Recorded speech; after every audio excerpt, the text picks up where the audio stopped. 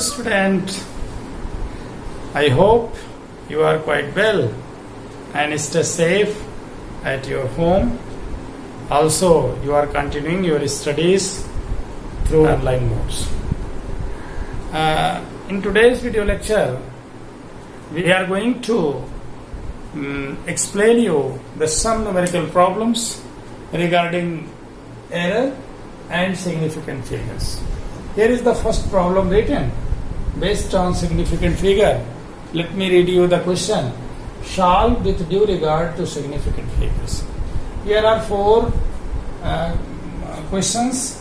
They are based on arithmetic operations. We have to take some difference, multiply and multiplication and division. But here one thing extra we have to consider is that we have to write the result in terms of appropriate significant figures. Okay? As we have explained you on the previous lecture that how the result is finally taken into a proper significant figure. All these rules I had explained you in the last lecture in subtraction, in addition and in multiplication and as well as division. The rules of addition and subtraction is something different and the rules for multiplication and division is different. Let us try to solve it as part 1. 46.7 minus 10.04. Okay. So normal subtraction result gives you 36.6, but in terms of considering the significant figure,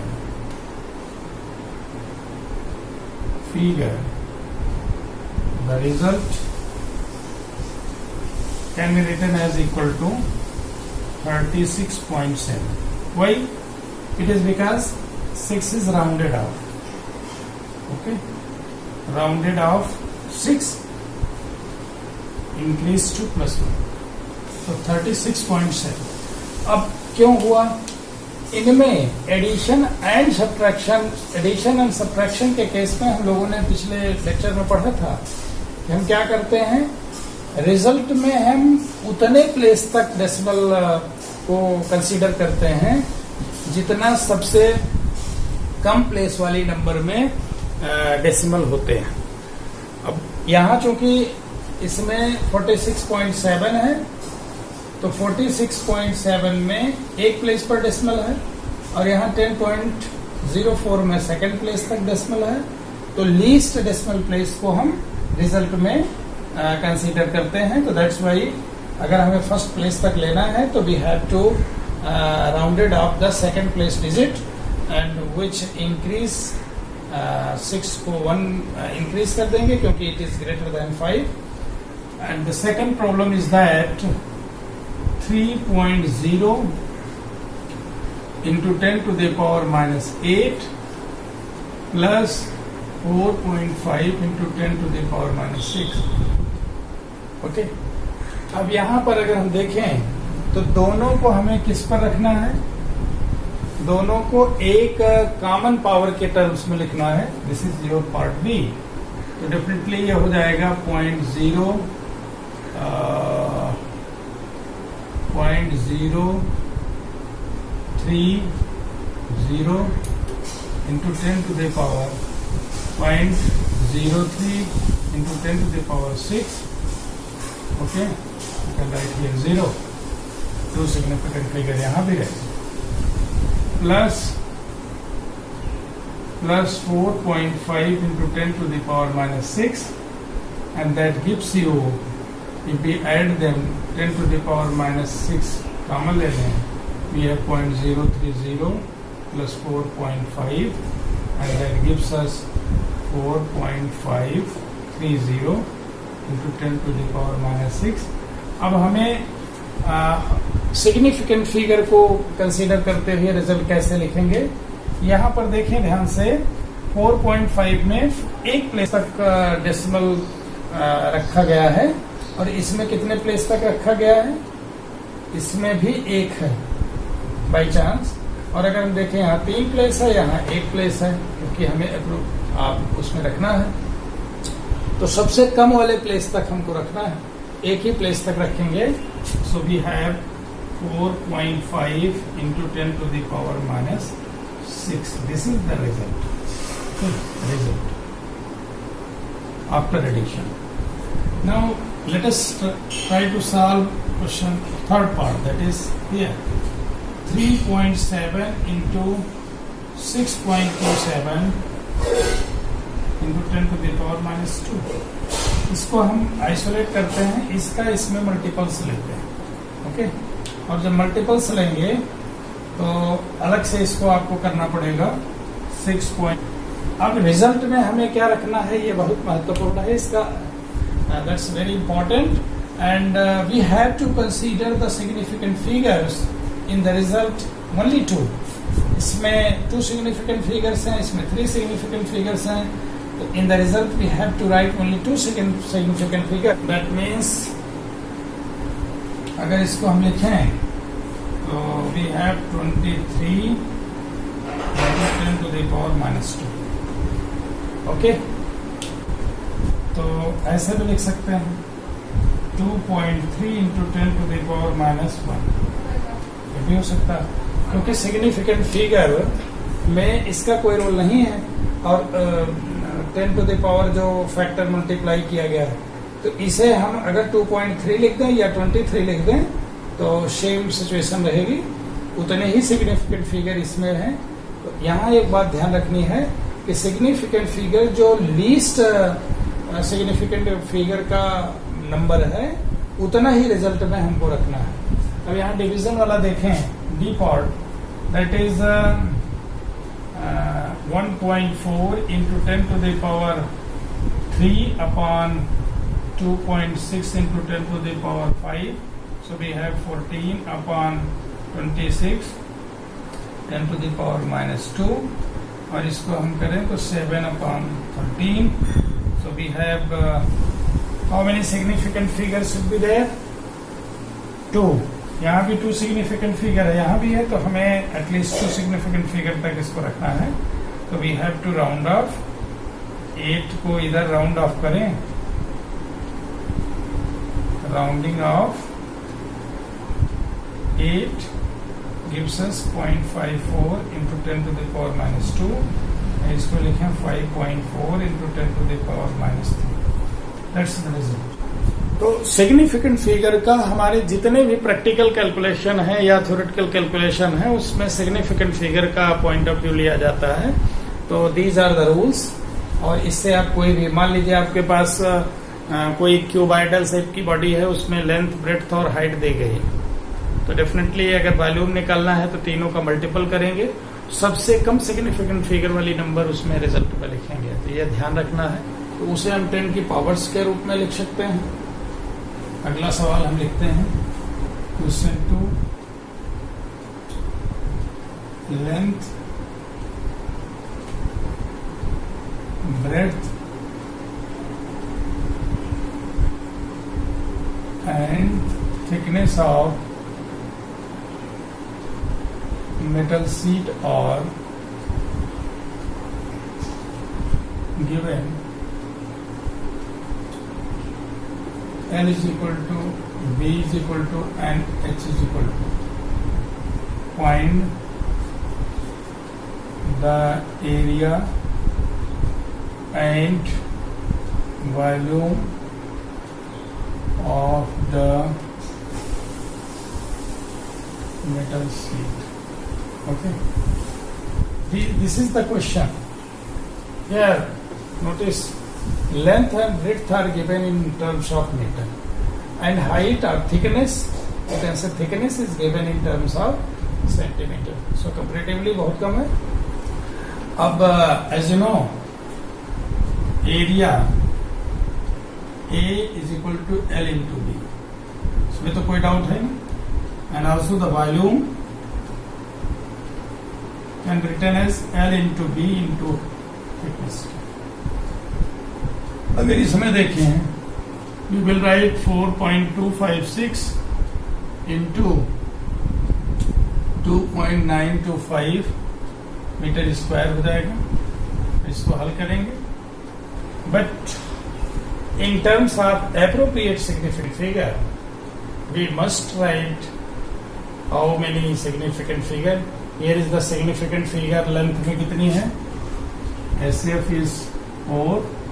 यहाँ SF 4 है, यहाँ 3 है. SF 3. Okay, तो 4 significant figure लिखना है. इस तक rounded off कर दीजिए. इसको राउंड ऑफ कर देंगे तो क्या मिलेगा? Rounding off this number, so we will have 12.45.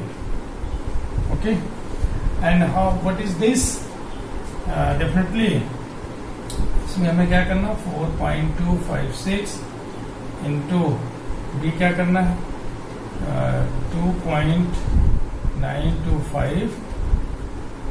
Okay, 3.42 into 10 to the power minus 2. ये अब मीटर, ये भी मीटर में, ये भी मीटर में, ये भी मीटर में. अब इसकी वैल्यू जो आएगी, this is your result into 10 to the power minus 2 metre cube. अब हमें इसको कितने सिग्निफिकेंट फिगर्स रखने हैं? Here is the 3 significant figure. So we should write in terms of, इसको हम ऐसे लिख सकते हैं 4.2574896 into 10 to the power minus 1 metre cube. Okay, अब इसको हम लिखें तो क्या होगा? 3.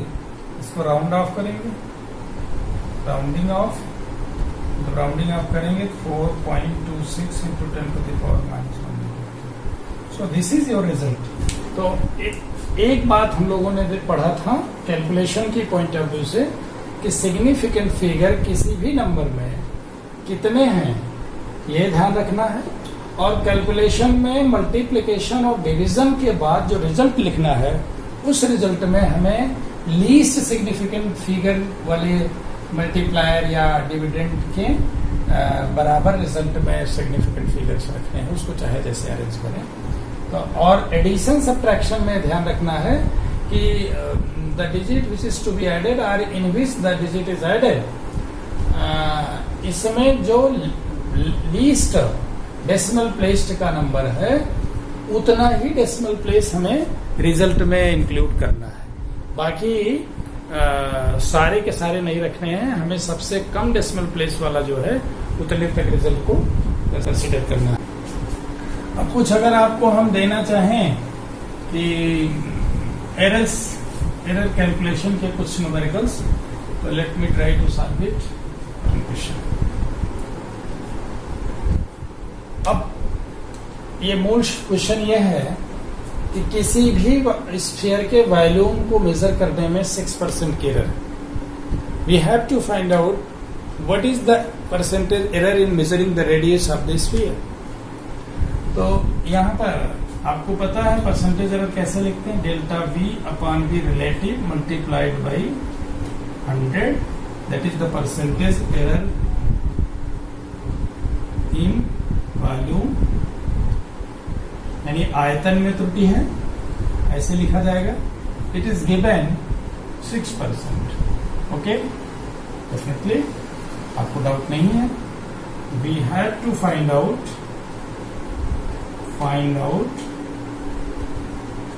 percentage error in R, that is delta R upon R equation.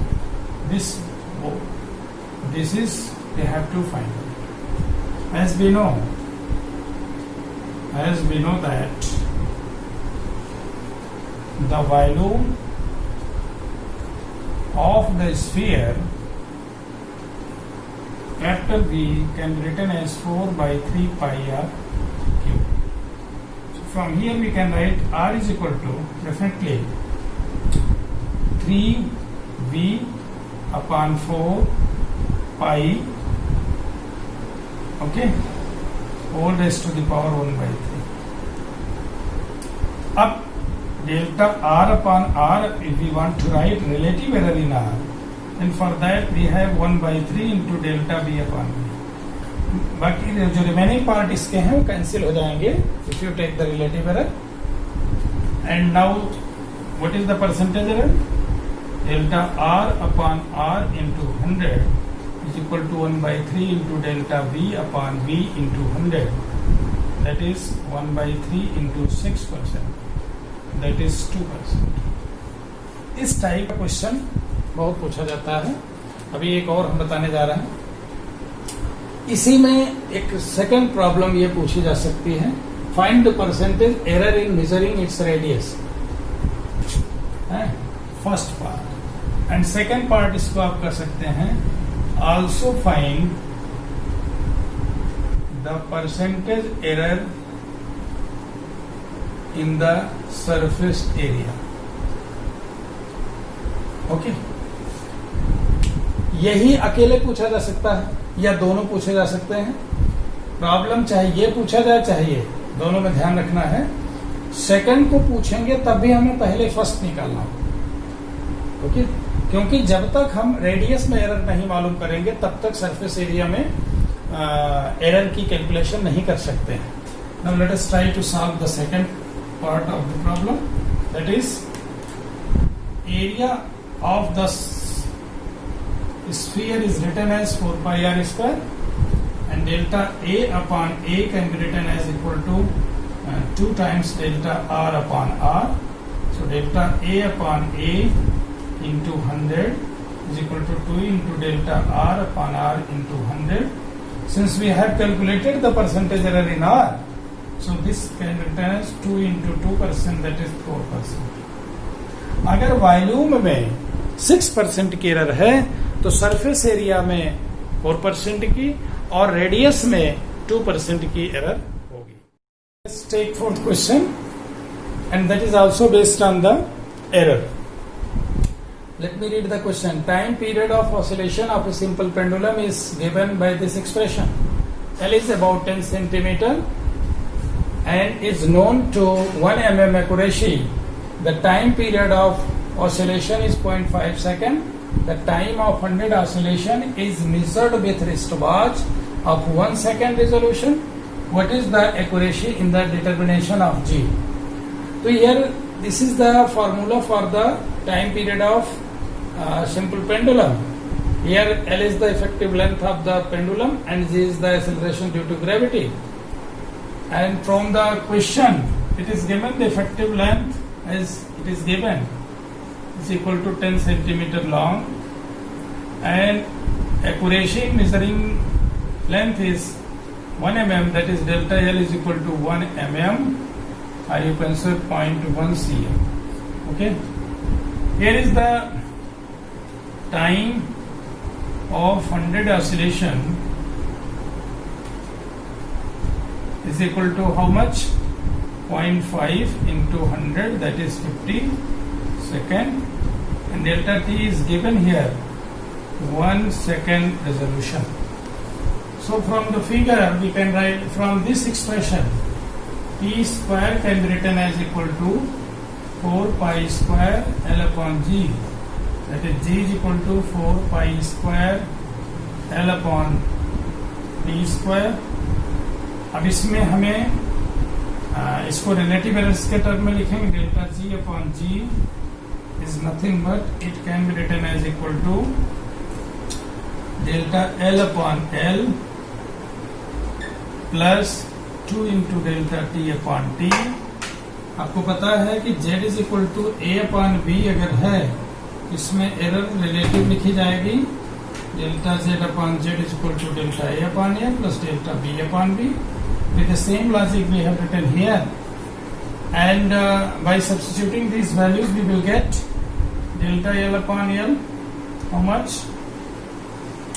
Delta L is 0.1 upon 10 plus 2 into 1 second upon 50 second. Percentage in measuring error of percentage error of G is can be written as 0.1 upon, इसको 1 upon 100 into 100 कर सकते हैं, plus 2 upon 50 into 100. That means we cancel out. So we have 1% and this is 4%. So delta Z upon Z into 100 is equal to 5%. So you can say percentage error in G is equal to 5%. And this is nothing but the accuracy in the determination of G. आप error G के determination में error की बात करेंगे, वही accuracy होगा, कितना accurate होगा, यानी 5% एरर है तो 5% एक्यूरेसी होगी. ओके ओके, ये बात समझ में आ रही होगी कि एक्यूरेसी को मेजर करना है हमें G के मेजरमेंट में, तो for that we must have to measure the error in the measuring G. और एरर अगर पता चल गया 5% है परसेंटेज एरर, तो निश्चित रूप से एक्यूरेसी आपको पता चल जाएगी कि 5% एक्यूरेसी है. तो this is the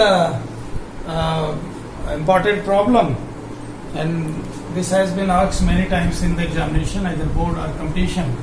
Let me solve another problem which is also important. Question 5. The physical quantity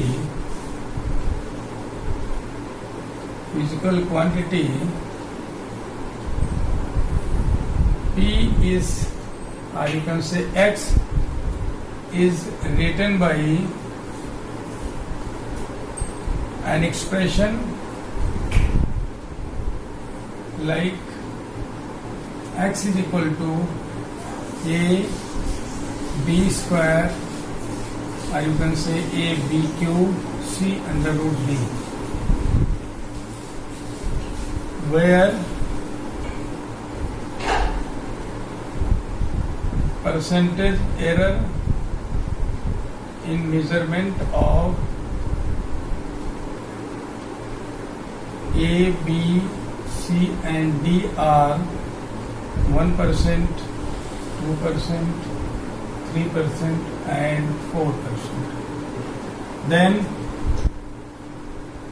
find the percentage error in X.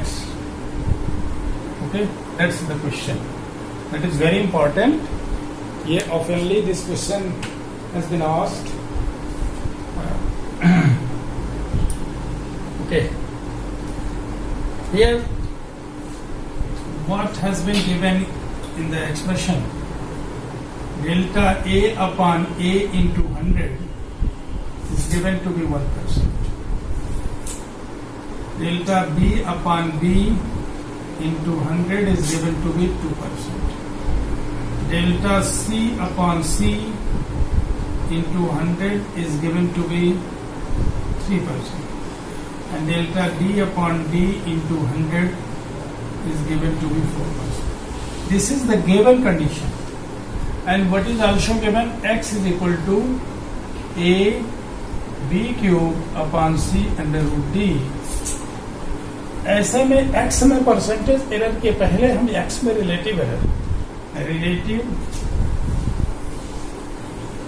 Error in x, relative error को क्या बोलते हैं? भिन्नात्मक त्रुटि या सापेक्ष त्रुटि. तो delta x upon x can be written simply delta a by a plus, ये 3 टाइम्स हो जाएगा, delta b by b plus delta C by C plus 1/2 delta D by D. यहाँ हाफ क्यों लिखा? क्योंकि under root D can be written as equal to D की power 1/2. ऊपर जाएगा तो माइनस होगा. अब माइनस यहाँ लिखना नहीं है क्योंकि हमें मैक्सिमम पॉसिबल एरर लेनी है. तो percentage error in X, percentage error in x. So that is multiplied by 100 relative error में delta a upon a into 100 plus 3 into delta b upon b into 100 plus delta c upon c into 100 plus 1 by 2 delta d upon d into 100. तो अब क्या हो जाएगा? It is given 1% plus 3 into 2% plus 3% plus 1 by 2 into 4%. If we solve, then 1 plus 6 plus 3 plus 2, 5, 11, 12%. So we have the error in the measurement percentage, error in the measurement of percentage error in x can be written as equal to 12%. Okay, so that's very important solution, or you can say the question. इस तरीके से any question of such type is being asked in your examination, so try to solve these types of questions.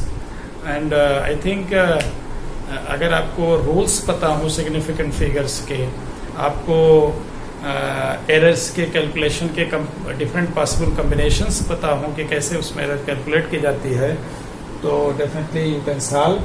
अब हम आपको कुछ important numericals इस पर error पर और बताएंगे, which are related to combination of resistance, series and parallel. आप लोग क्लास 10th स्टैंडर्ड में पढ़े होंगे, और अगले वीडियो लेक्चर में उसको भी हम सॉल्व करेंगे।